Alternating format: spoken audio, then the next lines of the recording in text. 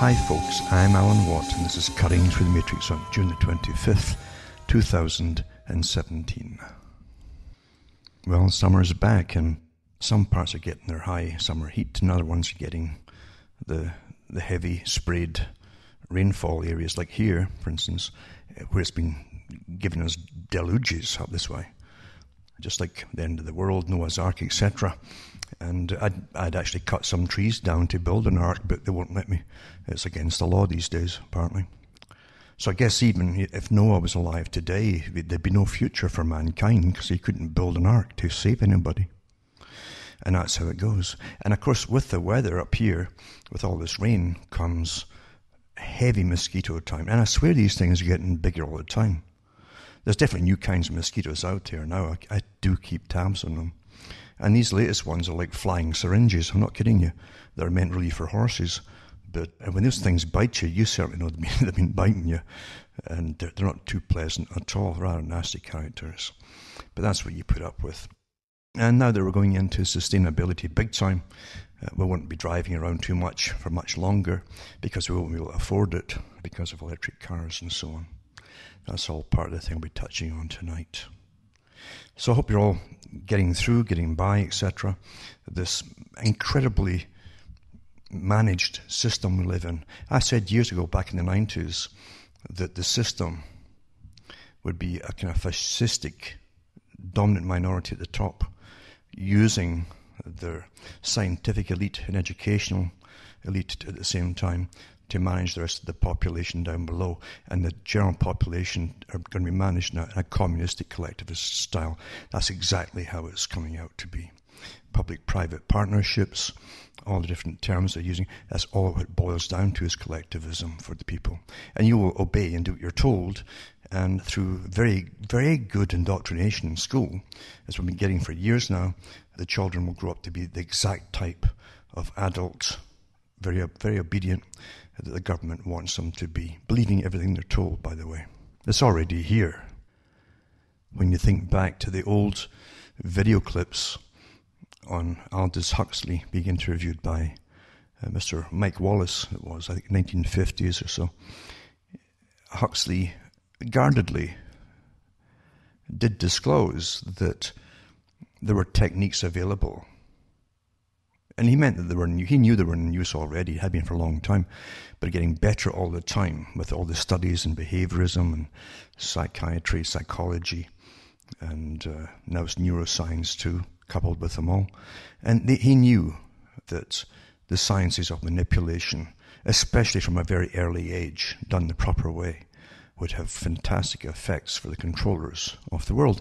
And he mentioned that on Mike Wallace's interview, when he said that a small group of people could manage the rest of the population and get them to do things that perhaps were not in their best interest. He knew that you would be made to believe anything, and it's so true. Anything at all. If they can catch you early enough, indoctrinate you properly, and then even with your entertainment, indoctrinate you further for adulthood and so on, continuous indoctrination all through adult life with new updates embedded into comedies and dramas with all the politically correct terms, etc. Awfully perfect today. It really is. Really is. You see the signs all around you, and that's why, too, the public don't react to anything that they should react to and say, no, we've had enough. It doesn't happen, if you've noticed. Even though in this basic, simple logic that we're being told about the future, the immediate future, regarding how you can live, where you can live, if you can live in those areas at all, and your animal corridors and human corridors and your habitat areas, all these things from the United Nations that were signed years ago that are implementing now, and you find there's no reaction from the public at all. It's quite fascinating to see this happen. And it is. It's like living in fantasia and watching it becoming more perfect all the time as the controllers tweak all the different parts they have to tweak to make it work smoothly for them. to find out, and they do that in real time. They find out if there's any public pushback or complaints or whatever about certain parts of their agenda, and they immediately find ways to try and rectify that and swing them over to their side. That happens all the time.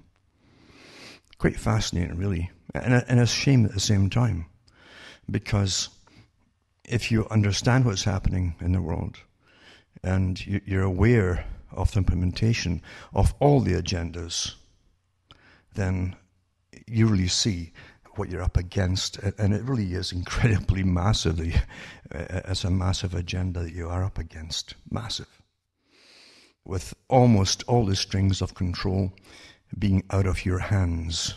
It's hard to even get a hold of them and pull the controllers down to your level. You're not allowed to do that today. Most folk who affect your life today, you don't know are there. You don't know their names. You'll be told about CEOs of corporations and professors and some higher levels, etc. But you don't know these people whatsoever. And most of them are really faceless and nameless to you as well.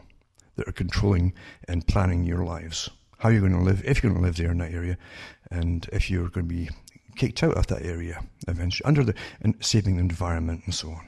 All the different cons that are going on. Remember what the Club of Rome said, that man therefore is the enemy. And they were given the task of finding a way to ram the whole agenda through, this socialist agenda on behalf of the wealthiest folk on the world, who are your masters, and to control the rest of the population down below them in the perfect managed system.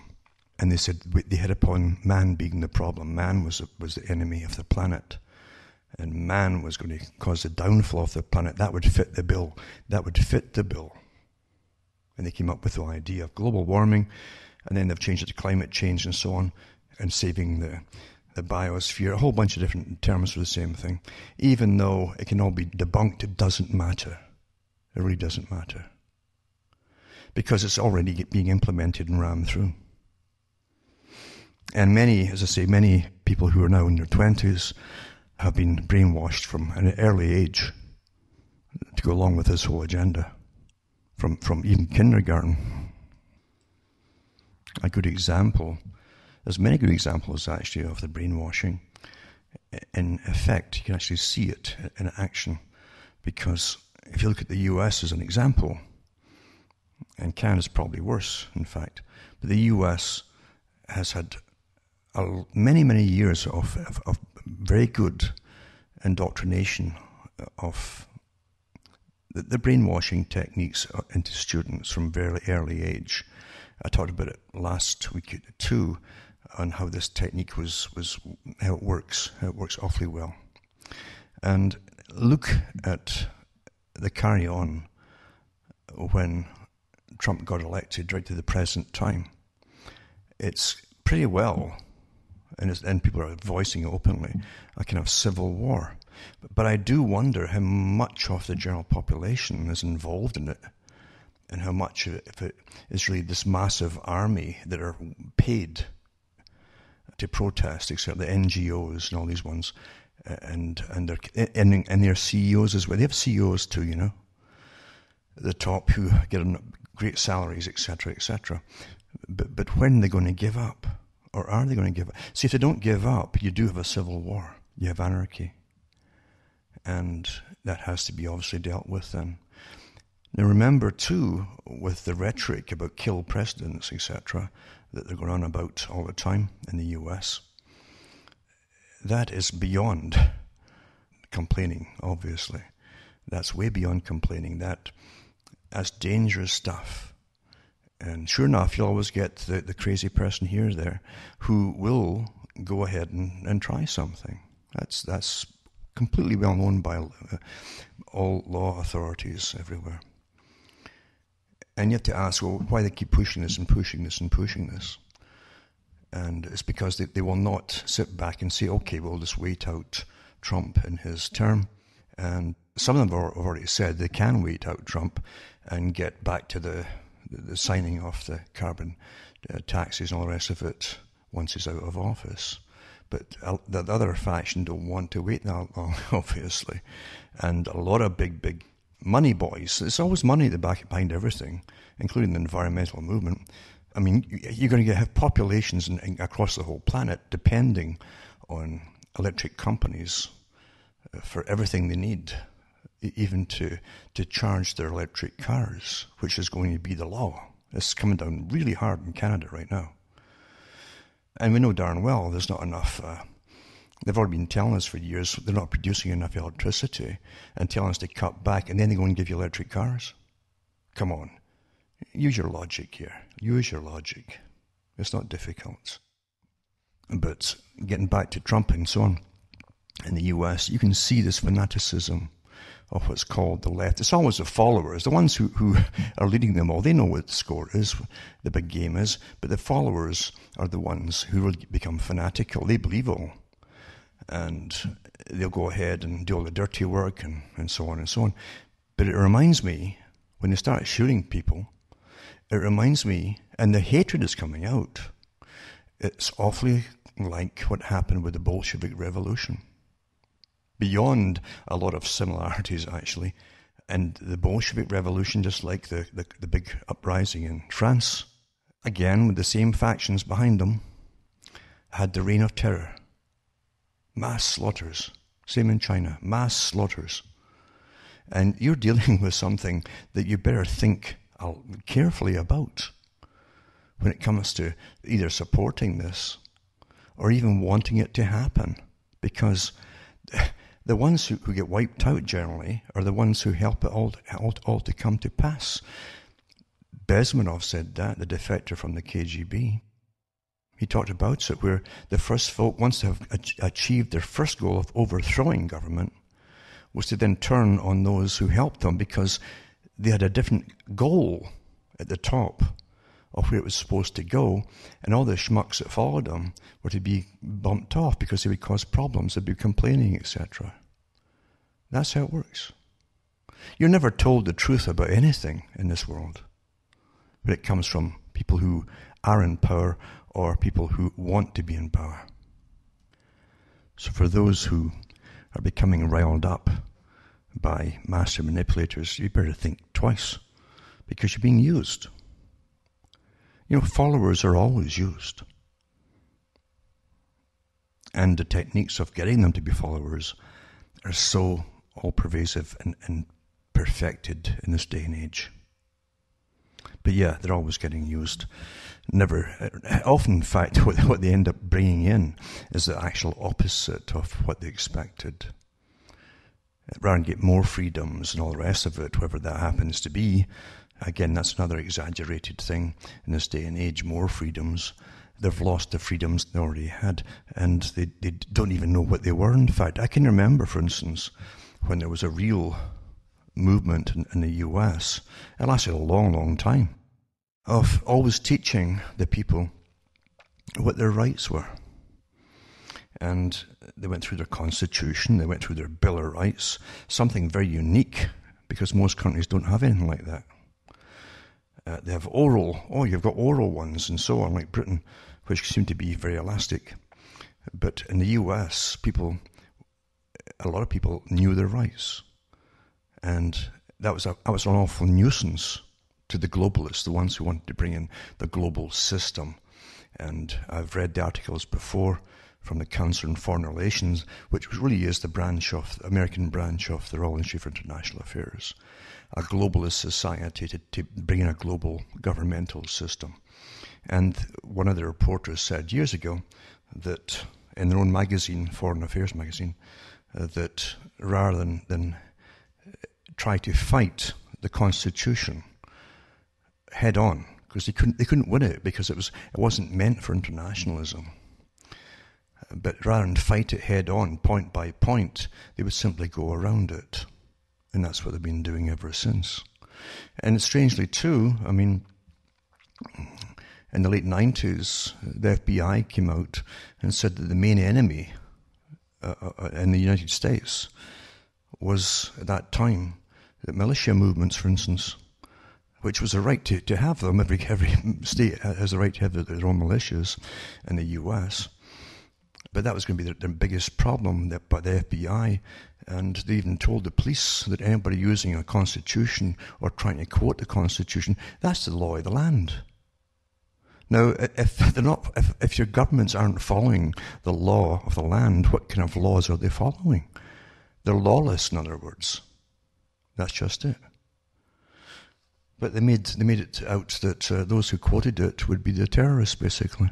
So it was a tremendous obstacle for the globalists to have a constitution meant for a nation where everybody at one time knew the basics of it and knew what their rights were. Well, now they don't. They don't. And even that which used to be what they call Patriot Radio, for instance, is no longer really there as Patriot Radio, if you noticed. It's been slickly turned round 180 degrees. And it's not even... At one time, you had people on who would frequently talk about rights, the rights of man, the rights of the people, and so on. It was not communistic at all, but it gave you the rights of the people, because at one time people valued their own little privacy area, their own little place, a little plot of land, however humble it might be, but it was a right to have it. And of course communism would have you owning nothing at all. If you own nothing at all, believe you me, you're subject to the whim of the masters above you. Completely subject to them. But even owning your little, as I say, little shack somewhere means it's yours. They gave you some security. The system coming in is going to abolish all of that. Step by step by step. And they're on a roll now. They're on a real roll. I really mean that. You'll see it across the world in all the British Commonwealth countries. More so, faster and so on. Because they've already brainwashed the populations. They've demolished what used to be, say, Britain and other countries in the process. And they're really rolling ahead with the complete elimination of nations and borders and all the rest of it. They will never let a Brexit thing happen. It won't happen. It won't happen. Because they don't want anybody else to follow suit. When you realize the years and years and years of massive money and propaganda that went into brainwashing the people to go along with this and accept it, most of the time they didn't even know what was going on. Until suddenly you're under the rule of a foreign power based in another country. And that's what internationalism is. And it's a tyranny, of course. I read the articles years ago on the air by old dissidents of the Soviet Union who said this is worse than the Soviet Union having an EU parliament run the way it's run in a super secret, basically, commissariat at the very, very top. They really ran the system. And that the politicians down below, as they said, in many articles, had no real power to do anything. They could debate things, that was all. But they had no power to change laws or rules or anything else. The commission at the top did it all. And they call that democracy. Democracy, as I've mentioned before, is completely elastic depending on what tyrant runs you at that particular time. Today you're under, as I say, the collectivist, almost communistic system, where the state rules what you must do, where you must live.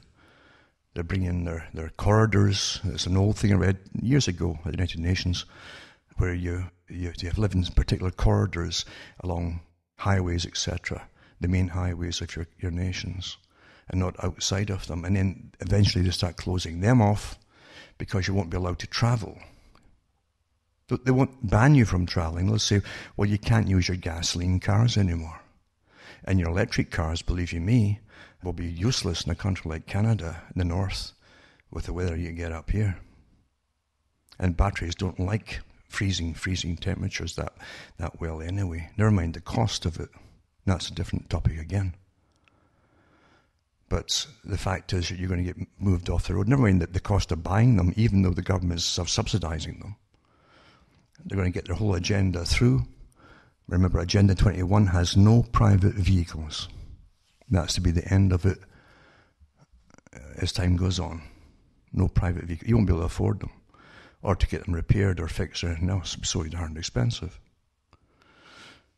But anyway, That's the whole system. And then you have all the articles I've read again from the Council on Foreign Relations that said it was time to bring the philanthropists, meaning the big foundations, on board, the ones who designed this whole system, the ones who designed the United Nations to be a world government system and so on, to bring them on board, the philanthropists, the Bill Gates, etc., the multi-millionaires or billionaires, and they should take their rightful place governing you. Well, do you vote them in? I didn't. Did you? You understand your whole system is being changed in your lifetime. You're living through it, and most folk don't even blink at it. I don't think they really recognize what's happening. Something's happened to them themselves. And what has happened is what H.G. Wells said many, many, many, many years ago. He said eventually they could train the public not to be concerned about how they were being governed. In other words, not participating and not demanding from politicians or their governments answers. They would just leave them to get managed, because world managers would manage you. That's what you have today. World managers. You don't elect them. Your governments really are becoming simply rubber stampers. That's what they do for these big philanthropists and United Nations, non-governmental organizations, etc. It's already here, actually. It's already here. And what I talk about is the basic facts. It's not speculation. And facts, as they aren't very pleasant, especially when you've been raised to be egocentric and egocentric. You like to look at the positive things and happy things, but you don't want to look at the bad things or even hear about them. And now, if you don't look at the bad things, you won't be able to stand up and form your little groups and complain to government and say, that's enough. Enough of that. If you don't even know what's going on, you see. Clever, isn't it? Just look at the happy things. The things that don't matter. Just look at that. That's what you're being told for years and years. And now most folk are like that. Until they don't want to look at the bad stuff at all. Ignore the unpleasant. Well, all hell comes down the pike, believe you me. Where you're ignoring it or not, eventually it's going to come up behind you and whack you one. That's what happens. Clever, though, because all these sciences working against you all the time. Now, tonight I'm going to touch on some things which maybe some folk will find interesting, because it involves a few countries, and as I say, they always set up their testing bases in different countries to test them before they spread it to the rest of the world in different particular areas. And remember a few years ago, I read all the United Nations stuff and the post-consumerist society and bringing austerity into the public. That's all we got told for a while. People don't realize that it's in their subconscious that's conditioned them, these little things. They've heard it whether they wanted to hear it or not, through bits and bites from the media, either television or radio, or whatever it happens to be. But they've got it. It's embedded in their minds. Austerity is coming, and all your extra cash that was meant at one time for consumerism, you won't have any more. It'll go to all the different fees and taxes that you'll have to pay just to exist. That's what it's all about. Post-consumerist society, austerity. And here's one: Canada's food prices, which already skyrocketed a few years ago, same time as the States did. It says, offer a taste of inflation to come. And it says, although Statistic Canada's, and every country has got this statistic department, which George Orwell talked about in 1984. The greatest con of all statistics. And it says, although Statistic Canada's Consumer Price Index says food prices have fallen a bit in the past year, there are indications from another source that the cost of some grocery items has increased a lot. So there's your double speak right there in the same sentence. That's a standard technique of, by the way, of cognitive dissonance. Now, meat prices have gone up 11%, and they claim that's more than that, because most folk in Canada, that I know anyway, can't afford really good meat anymore. It's just out of sight. And as they go up and up and up, again, that falls right back into eventually weaning folk off meat altogether, which is part of the big global agenda too. Step by step by step. It's quite easy to do, you know. And then you're left with the chicken, of course, and chicken is to be the main staple for a while, and then they'll try and phase that out down the road as well. There's no doubt about it, because they have world meetings about this all the time. I'm sick reading the stuff from the United Nations and all the different affiliated groups of the United Nations talking about this over the years. It's so monotonous, but the fact is it's all here. Another one, 2 meat prices set to rise up to 9% this year, even as other groceries take less of a bite and so on. And they're getting the public used to it step by step by step, and that's just the way it goes. They've got all the usual excuses, but the fact is, the reality is it's done by design. Another one, too, post-consumerist, remember, and austerity agenda. Secret Briefings says up to $300 per ton federal carbon tax by 2050 is required to meet the climate targets. This is all the phony nonsense to bring you into complete poverty, most people into complete poverty. That's what it's for. Worldwide. So the $300 per ton in taxes, all taxes. Now all taxes go right to the bottom of the ladder across the board, and that's the general population. That's where they all live. We pay for everything.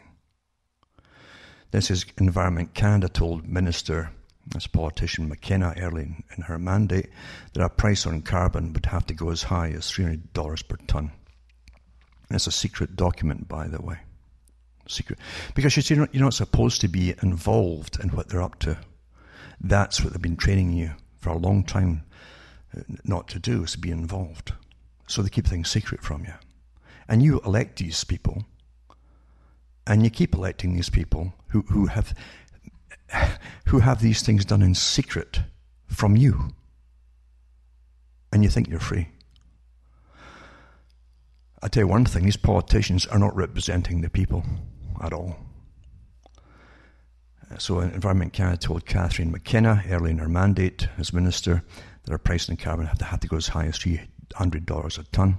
The document obtained by the National Post, signed off on by the department's deputy minister, outlined carbon pricing options for the nascent Liberal government. In November 2015, the Conservative Party obtained the document with an access to information request. To achieve 30% reductions from 2005 emission levels by 2030, the target set by Stephen Harper's Conservative government and maintained by the Trudeau Liberals, a price of $100 per tonne would need to be in place by 2020. Based on external modelling, the price would then have to go up between $200 and $300 per tonne by 2050, government experts suggested. How can you be an expert in BS? Huh? Because this is what it is.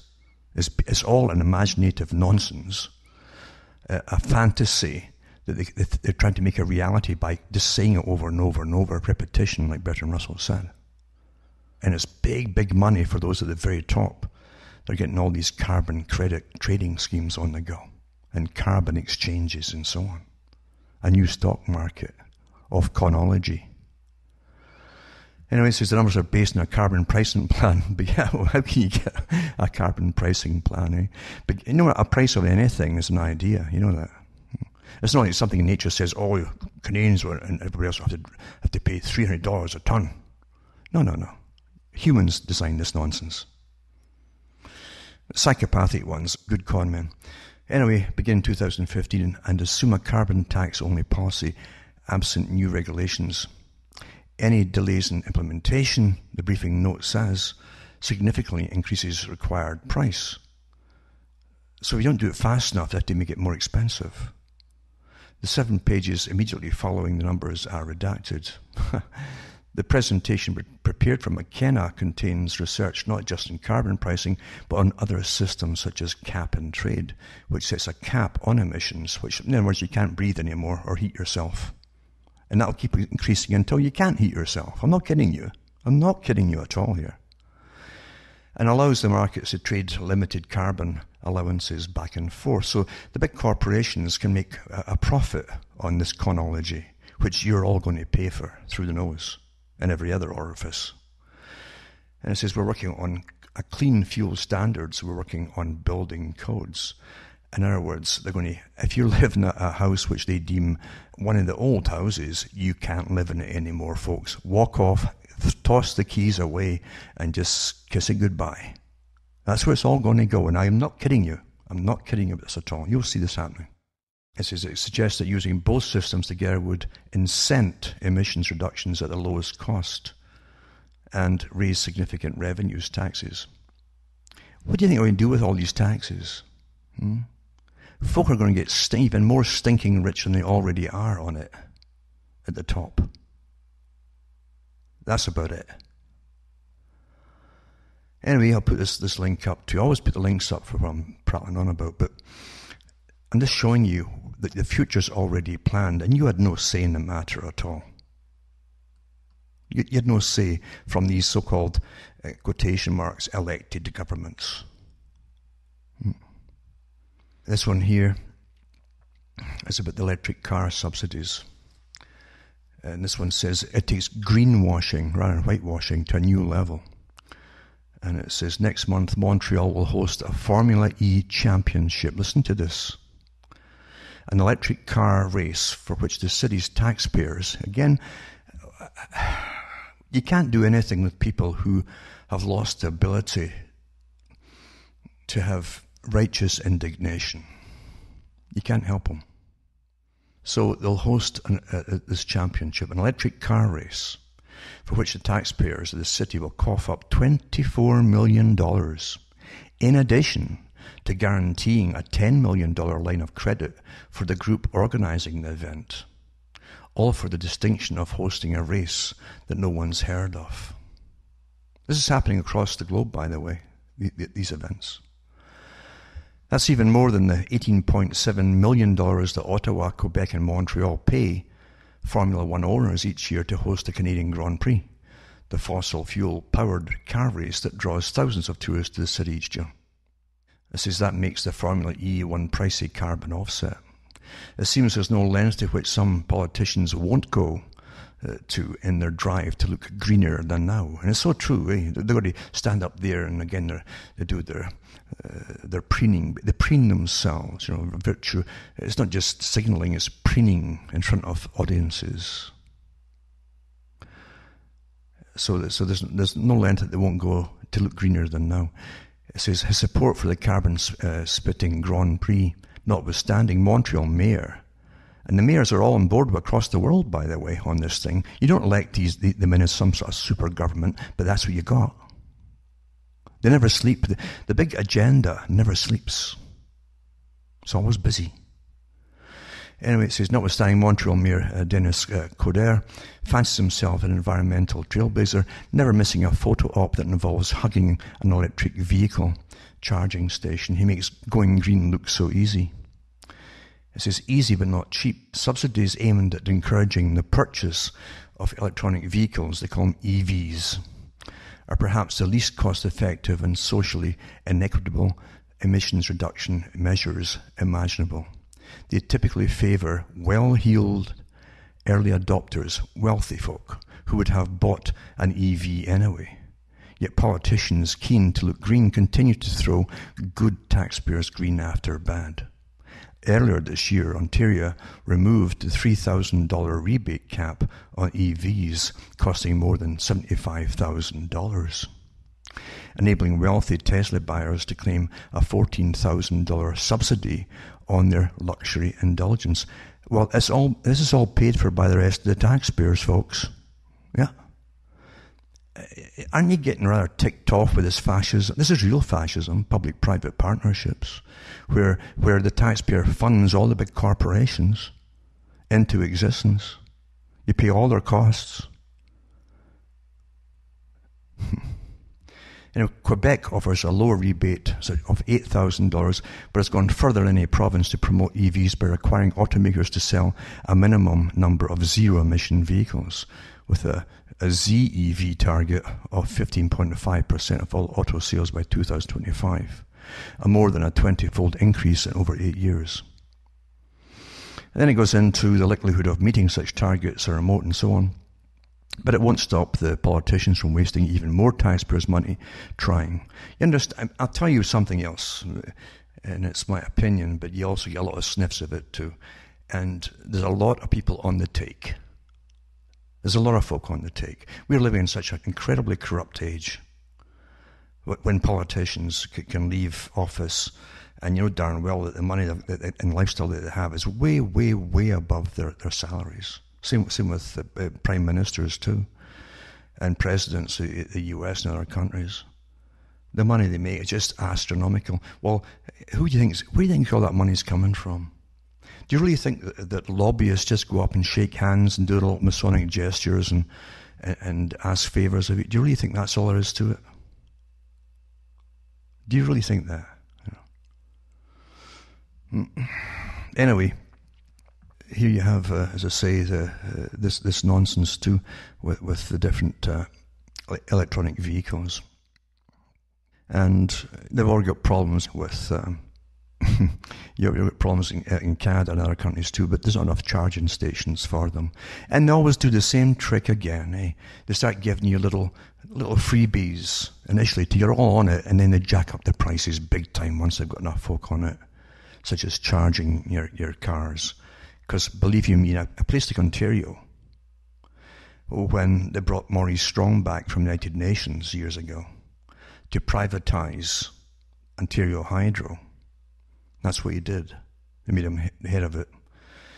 And he was there for a year or two, getting paid, by the way, from the United Nations, from his position there, and getting paid from Ontario Hydro, the taxpayers, at the same time. And he privatised. And he said at the time he wasn't going to fix or reopen one of the main power stations, the nuclear power stations for Ontario. And since then, we've been told, cut back on the electricity and use less, and etc., and be thrifty, and yada, yada, yada, yada. And now they want you all in electric vehicles. Well, if they couldn't supply enough electricity, when they were telling us there'll be brownouts down the road, get used to it. And all the mainstream for a long time. I read them on the air.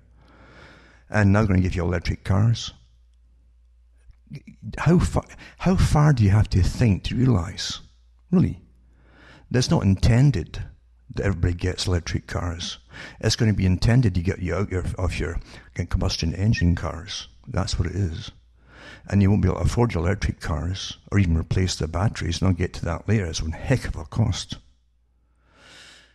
And again, back to Agenda 21, there'll be no private vehicles eventually anyway. Everyone's to be crammed in to the already overcrowded slum cities, the old cities. That's part of the agenda for our lifetime. All the ordinary folk. Anyway, I'll put this link up too. It's quite good. But I'll tell you something, it's a hard thing. Just do a search on the real costs, straightforward costs of charging electric cars with electricity. And it's almost like a secret, because they don't want you to know all the facts. Another one too, it says more charging stations for electric vehicles should be a priority, the industry experts say. Well, if that's the industry, let them pay for it themselves, because there's just handouts from the government they want. Auto industry and government leaders say that in order to help spark electric vehicles sales in Canada, the charging stations need to be made more widely available across the country. Speaking on a panel at the Electric Vehicle Conference in Markham on Wednesday, Ontario Transportation Minister Stephen Del Duca said that the most significant challenge in bringing more electric vehicles to Canada's roads is a lack of supportive infrastructure. It says the Ontario government invested $20 million of taxpayers' money from the Green Investment Fund, which is still taxpayer money, to build around 500 electric vehicle charging stations. As of May 23rd, 208 stations at 96 locations, amounting to 43%, have been installed, said Del Duca's press secretary, Celso Pereira. Canada's electric vehicle market remains small, amounting to 0.56% of all vehicles sold in 2016. That, and commitment to reduce greenhouse gas emissions, is in part why the federal government created an advisory panel aimed at bringing more zero-emission vehicles to Canada's roads. Now, these things, by the way, are not zero emissions either. There's a whole story there too. The amount of waste, like highly toxic waste, just making one of these vehicles is way beyond anything else. It's the same with solar panels. Same thing. You actually look it up and you see the cost of making each panel, for instance, and because it's to do with the electricity, the materials they need to use for it, and with the cars too, it's also the batteries and everything else. Highly toxic, way more than most things that they have to get rid of down the road. But facts don't matter when there's a big agenda there, and big people who are already rich, as I say, are going to get even more rich and more rich by taxpayer funding backing them. So General Motors Canada President Steve Carlisle and Nissan Canada President Joni Piev agree that a challenge in convincing consumers to go electric has been addressing range concerns and fears about recharging options. And so number one, they're way too expensive. They always will be too expensive. Even replacing the batteries is about half the price of the vehicle. So say some of the articles here. And when you're dealing with vehicles that are about 75 grand each, well, that's a lot of cash to replace batteries and so on. Anyway, you try to get any real data on the system. It says the newly installed stations in Ontario will be a mix of level 2 systems. There's level 1, which is your home. But they're putting out little gimmicky things to get the mousetraps, they call them, to be an incentive for folk to buy them. And initially, of course, with their rebates too from the taxpayer, who's going to pay for it all. It says that the level 2 system, which uses a 240 volt system, that'll be at shopping malls and so on, and can fully recharge vehicles from zero in about 4 to 6 hours. That's for the 240 volt system, as opposed to about the 10 to 12 hours, I think, or more, if you do it at home. Which would be great if it's a power outage, of course, and you won't be able to get a charge to go to work the next day. But again, these are all problems they don't want you to think about. And it says, as well as level 3, which are a more powerful 480 volt system that can charge cars to 80% capacity in about 30 minutes. So it won't even be 100% capacity, it's only 8%, but it'll take it about 30 minutes or more. It'll depend too on the weather, how cold it is, because batteries don't do well in the cold. Never mind, they can't really keep them that long in the cold either. But again, let's not let facts get in the way here. And again, no doubt they've already got, in other words, they're already putting in subsidies for charging stations, again, by the taxpayer. But all these subsidies will be taken away down the road. If enough folk have these vehicles, then they start paying full cost for everything. That's how it always works. And then very few folk will be able to drive at all. That's also part of the agenda, remember. Another one too, it says fast chargers not delivered as promised.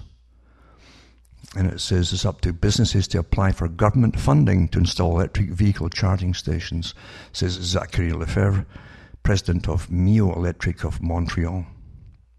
His company, which sells and helps to install charging stations, will be assisting with the second round of provincial funding for fast chargers. The funding comes as part of a 3-year plan to increase station coverage in the province, with $20 million assigned annually. Wow. We're already bankrupt, eh? So they tell us. They keep printing money, but we're already bankrupt. And here they go, right? Money for stuff that's...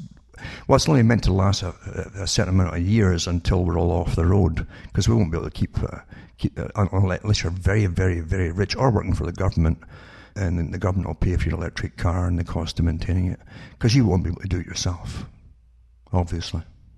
Another one, too, supporting carbon pricing. How to identify policies that generally complement an economy-wide carbon price. And this is from a green site here. This is Canada's Eco-Fiscal Commission. Eco-Fiscal. So there you go. And tells you at the top what eco-fiscal means and so on. It means rah, rah, rah, we're all going green.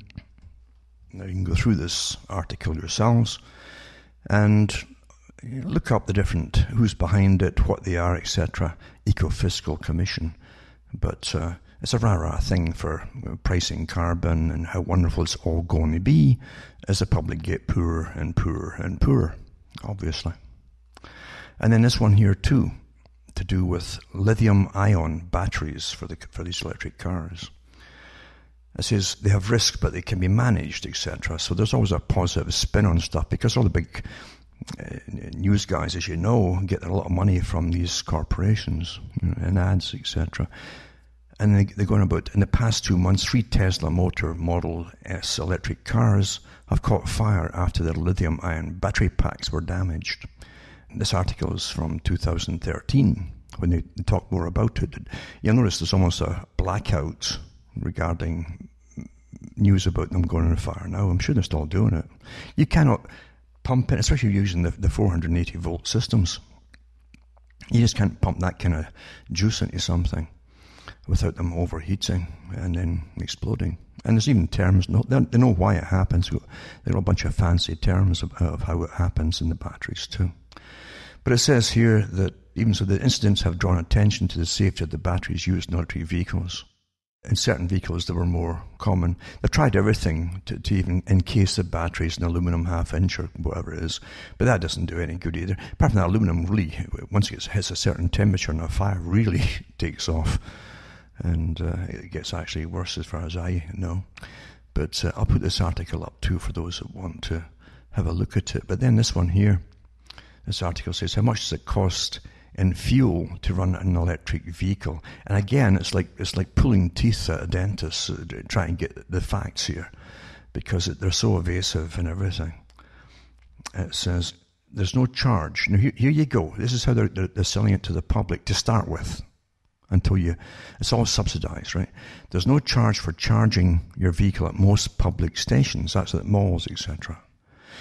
But now somebody's paying them all. You better believe it. It'll be the taxpayer. But an hour's charge while you're having a booster juice at the mall might only get you 30 kilometers worth of juice for your ride. The majority, over 80%, are so-called no-fee, said Ron Groves, manager of outreach education for Plug and Drive. Now, you got to look, the link is there, look them up, you'll find it's like a big corporation in itself, this so-called non-profit organization, right? Non-profit. Nothing in this world is not-for-profit. Nothing. And the salaries these characters, it's like charities make, it's just astronomical, because legally you can award yourself any salary you want, and you're put down as a non-profit organization, but you pay your members, right? Whoever you want to. So I don't want to say no charge, because that doesn't make sense when you're trying to charge a car. There are 3 types of charging for the plugins, and they go through it all too. Level 1 charging, that's your normal plug in your house, for instance. 120 volts. It says then there's level 2, it's a 240 volt. And then there's the next one that says, well, actually it says you can cut charging time by 45 times. So instead of 18 hours to charge the battery on level 1, that's at your home, it's only 5 hours on a level 2, Grove said, where you're mostly wanting to charge is at home. So every morning you wake up with full battery and full amount of range. It says when you get to level 3, it says, they'll talk about that later. I don't know, Wallace, I don't know why I'm going to talk about it later. This is ridiculous. The way they write today is disjointed. So this article talks about the different types of charging and speed of charge, or lack of speed of charge, actually, I would say, and how you can charge at home if you get a 240 volts charger put in your home, between $800 to $2,000 to have it installed, and so on. And then they try to bamboozle you the cost versus a gasoline car for filling up a gasoline car, etc. But they don't factor in the fact that a gasoline car can plow through bitter freezing, sub-zero temperatures a lot better than any of these electric things can go. And various other things too. Also, this article here, it says the Tesla battery in the Model S costs less than a quarter of the car in most cases. It's a kind of PR piece, actually. This is a point of reference. The Model S lineup ranges from $71,000. This is the car, the basic one, for entry-level 60 kilowatt an hour car, to $81,000 for the standard 85 kilowatts hour version. So the basic one to buy it is the small one, it's $71,000, and then it'll be subsidized by government and so on. Using the most cases reference from J.B. Strobel, that would most likely mean that the standard 85 kilowatt per hour version Model S would be a safe bet to have battery costs at less than a quarter. That translates to a total maximum cost of $20,250 or 238,000 kilowatt hours. That's for battery replacement, I guess. So there you go. How's that for replacing a battery in a vehicle? Over 20 grand. And for the better one, it's 238 grand. I say, so how much would it cost to power a smaller 200-mile entry-level EV from Tesla? They estimate it could be achieved from around 50 kilowatt an hour, seeing how much the 60 kilowatt per hour version of the Model S is rated at 208 miles by the EPA, and so on and so on. This is the 50 kilowatt an hour of lithium power would only translate to a maximum of $11,900 in costs. That's what it could be done for, but it's not, I guess, what it is being done for. I really don't know. It's so hard to get straightforward facts on any of this stuff, which means you're going to get screwed. That's what that always means. Another one, too, is this article. Ties in public-private recipe for sustainable urban development. The urban development model developed by the Australian city of Melbourne, one that other communities seek to emulate, engages the private sector and civil society equally in its objectives and processes. I bet most civil society don't even know what's happening. There has been a more critical time for private sector to partner with others to tackle the critical global challenges facing our cities and communities. This is the reinventing government I mentioned last week. Because that's really, it's all part of it. It's under reinventing government. The old rights you had, the whole idea of what your government was, what your country was, it's all changed with this. It's a complete revolution. And it's in action already, has been for quite some time. This is the answer, in short, through system support, harnessing collective will, and recognizing that is all about people working with people, blah, blah, it's your propaganda. And it's got the urban arm of the United Nations Global Compact. You better look that up, folks. The world's largest voluntary corporate sustainability initiative is driving a cross-sectoral task force approach to sustainable urban development at the city level. And this is fascinating, actually, when you really get into it, all the different city partnerships, etc., and UN Habitat Governing Council, and so on. So your whole concept of where you live, what your nation is, everything is now out the window, folks. It is law. Because they made it so without you noticing. Another one, too. Montreal hosts mayors from around the globe at Metropolis World Congress. World Congress, eh? So Montreal plays host the 12th Metropolis World Congress this week, bringing together the mayors of nearly 140 cities and 1,000 delegates to discuss how major urban centres can work together to resolve some of the pressing issues facing the planet, from global warming to urban gridlock. Among the mayors attending this year's Congress are from Paris, Annie Hidalgo, Chicago's Rahm Emanuel, naturally, Michael Mueller of Berlin, and Miguel Angel Mancera, mayor of Mexico City. So it says, founded in Montreal in 1985, Metropolis was created as a forum for cities or municipal regions with a population of more than 1 million people to share best practices in municipal governance and advocate for more powers to create change. And see, all the change is already out your hands, because these are the characters who go along with the changes for the United Nations on their behalf, not for any elected representatives or governments that you think you're electing. And then you have this one too. Australia's tantalising lessons on privatising infrastructure. This is selling off all the public infrastructure and giving it to private corporations for peanuts, big international corporate boys. And that's how they do it. The White House's Infrastructure Week didn't offer many clues about how the Trump administration might approach its promise to spend big on alien infrastructure in the United States. But when it comes to financing roads, bridges and other projects through public-private partnerships, we know Trump advisors have one model in mind that Australia's figured out nearly 10 years ago. In July 2008, facing the fact that inadequate infrastructure could limit economic growth. This is after Prince Charles, by the way, gave his big speech on public-private partnerships. It says here the Australian government decided to do what it had never done before, infrastructure planning on a national level. That month, the federal government created a statutory board, Infrastructure Australia, that brought together the public and private sectors to devise a long-term strategy and prioritise key projects for funding. The agency's mandate includes auditing the country's significant infrastructure network and developing 15-year rolling master plans that specify national and state-level projects. It finished its first audit in 2015, followed by the first master plan last year. And it goes on and on and on. And if you really read through it all, you're going to find that the whole system you lived in is completely being changed and privatized, by the way. And you try to get your rights back from private corporations. You tell me how you're going to do that. Because governments already are using that excuse when people complain.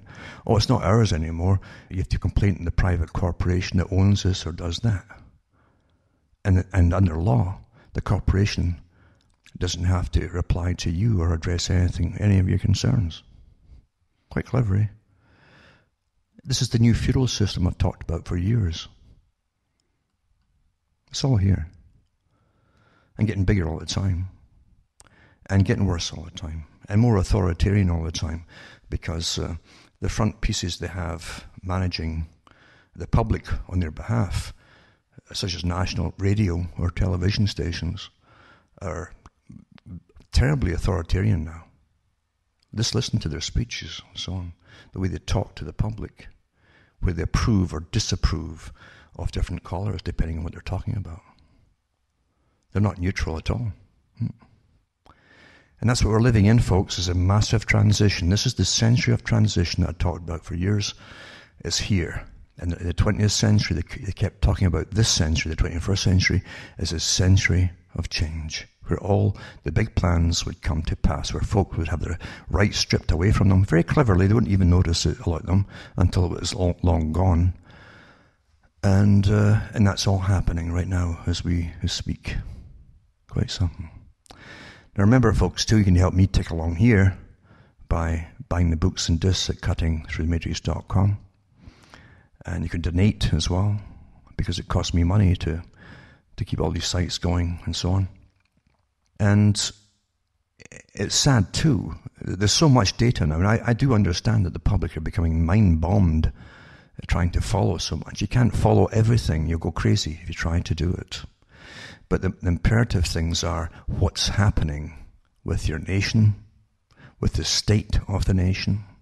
Is it still a nation at all? You're already split with brainwashed folk growing up from kindergarten, thinking that we should all be communistic and live in this happy little utopia being run by global managers. It's all here. It's all been happening. So it's sad for me too to only put out part of the stuff I'd like to put out. But it would take forever. And most folk can't handle it anymore. They just shut down with too much information. Even on one or two topics, they just shut down. They can't do it. They're getting conditioned very cleverly that drama takes over and from facts anymore. It's sad. I've watched it happening. I've watched the big movements being destroyed carefully. And I know what's behind it all. Sad. Very sad indeed. That people could fight for centuries for rights only to give them away and have them taken away in such a clever way they don't even notice, even by those they think are standing up for them. Very clever in techniques indeed.